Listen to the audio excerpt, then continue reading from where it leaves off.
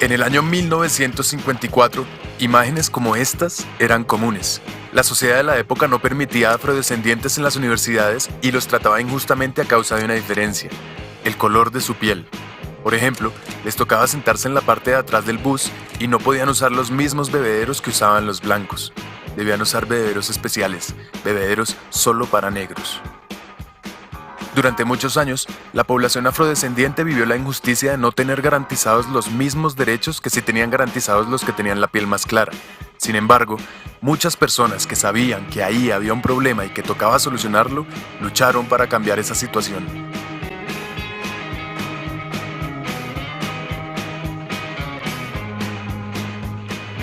Después de algún tiempo y muchas luchas, en 1964 se aprobó el Civil Rights Act, un papel que dice que sí, los afrodescendientes sí tienen los mismos derechos que los blancos y no debe existir ninguna clase de discriminación en su contra. Aunque con que ese papel existiera y estuviera en el Congreso no se iba a arreglar todo de la noche a la mañana. Una ley es un papel, y para que llegue a la realidad hace falta mucho más trabajo. Es aquí donde recordamos personajes como Martin Luther King, como Mohamed Ali, como Malcolm X, como Tommy Smith y John Carlos, y bueno, como tantos otros que llevaron el mensaje de ese papel a la base de la cultura y realmente ayudaron a cambiar formas de pensar en los hogares norteamericanos y dieron pie para que algo como esto fuera posible, para que cupiera en la cabeza de los norteamericanos que un presidente afrodescendiente los podía representar a todos. Hoy en día el problema no se ha acabado, pero es solo una minoría la que insiste en un concepto tan salvaje y arcaico como el del racismo. Ahora, vean esto. Para el principio del siglo XX, un legado histórico que trataba a las personas con discapacidad como fenómenos, como retardados o como incapaces, había logrado que la discapacidad fuese considerada por la mayoría de las personas como una maldición o como un castigo divino. La sociedad de la época entendía las diferencias físicas, sensoriales, intelectuales o psicosociales como algo inaceptable y creyó que lo correcto era esconderlas o construir lugares donde vivieran aisladas. Así, los ciudadanos supuestamente normales se desentendieron de las personas con discapacidad y continuaron construyendo un mundo excluyente, lleno de barreras. Muchos fueron encerrados de por vida en esas instituciones, incluso en contra de su voluntad, para sufrir tratos inhumanos y degradantes. No se les permitía tomar decisiones y se les hizo creer que jamás podrían vivir por ellos mismos. Se les hizo creer que eran menos, que no eran suficiente. De hecho, se los llamó minusválidos. Durante la primera mitad del siglo XX, el pensamiento de los médicos era que las personas con discapacidad debían ser curadas de su enfermedad y que en el momento en que estuvieran sanos, volverían a ser parte de la sociedad. A punta de terapia, les hicieron creer que su problema se les quitaría, pero mientras ese día llegaba, ¿qué? En algunos lugares, hasta se esterilizaba a las personas con discapacidad o existían leyes que les prohibían casarse o incluso aparecer en público.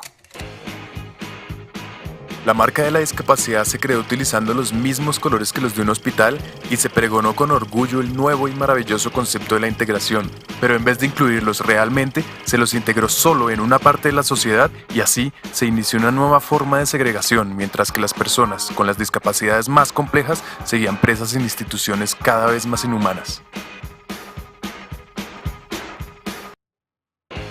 Durante la segunda mitad del siglo, ya se tenía claro que eso era un problema y cogió fuerza un movimiento que buscó acabar con esa opresión.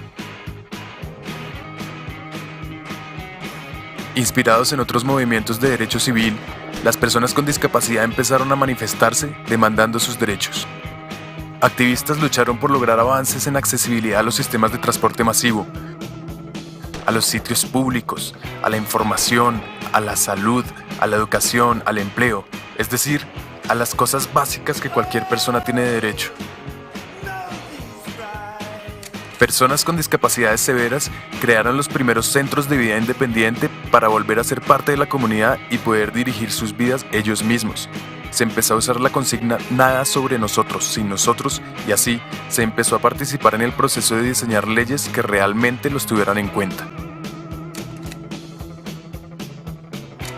La lucha a través de los años ha desembocado en un movimiento de derecho civil en todo el mundo.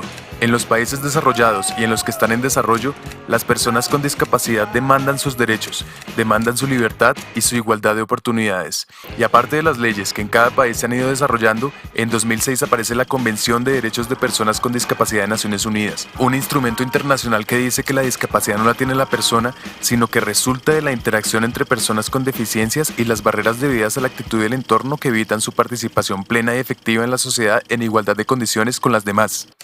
Y al igual que un negro no tiene racismo, sino que el racismo aparece cuando un tipo señala a otro por el color de su piel, yo no tengo discapacidad, sino que la discapacidad aparece cuando yo debo de estar en igualdad de oportunidades con el otro. Lo que tienen las personas son algunas limitaciones que pueden sobreponerse gracias a ciertos ajustes que implementados garantizan la igualdad de oportunidades. Y pilas, son la sociedad y el gobierno los que tienen que garantizar estos ajustes. Si no los garantizan, estaríamos aceptando discriminaciones y abusos que a estas alturas no debemos permitir. Entonces, sabemos que no es ni exclusión ni integración lo que necesitamos, sino una verdadera inclusión social.